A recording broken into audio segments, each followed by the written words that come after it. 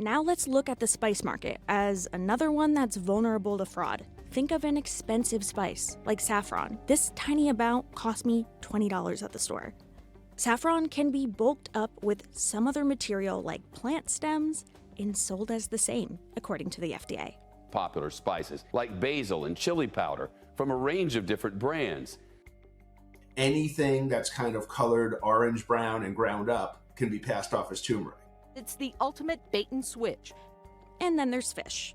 The FDA says seafood fraud can occur when a less expensive species of fish is substituted for a more expensive species. After all, it's kind of hard to know what fish you're buying, right? If you're an experienced chef or fishmonger, you can look at like a red snapper fillet and tell whether it's red snapper, but 99% of consumers can't.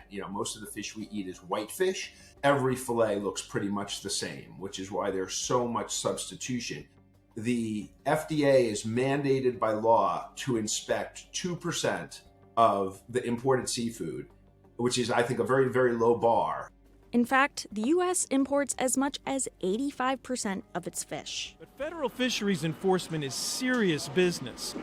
Agents from NOAA and U.S. Customs tear open a container filled with frozen fish from Thailand.